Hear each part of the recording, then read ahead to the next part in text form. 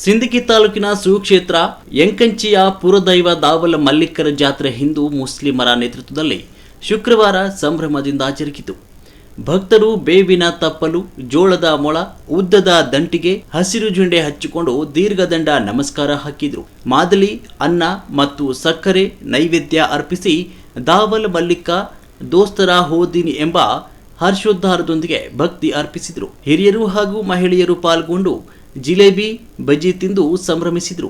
ರಾಜ್ಯದ ವಿವಿಧ ಜಿಲ್ಲೆ ಹಾಗೂ ನೆರೆಯ ಆಂಧ್ರ, ಮಹಾರಾಷ್ಟ್ರ ರಾಜ್ಯಗಳ ಲಕ್ಷಾಂತರ ಭಕ್ತರು ಜಾತ್ರೆಯಲ್ಲಿ ಪಾಲ್ಗೊಂಡಿದ್ದರು. Sindagi CPI Nanagouda police Patil, PSI Asif Mushapuri Kalakeri, PSI Suresh Mantur ನೇತೃತ್ವದಲ್ಲಿ ಸಿಬ್ಬಂದಿ ಸೂಕ್ತ ಪೊಲೀಸ್ ಬಂದೋಬಸ್ತ್ ಒದಗಿಸಿದರು.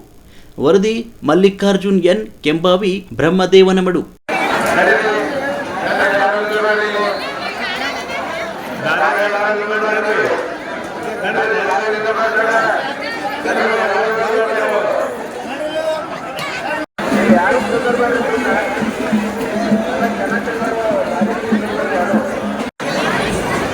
ಇಲ್ಲಿ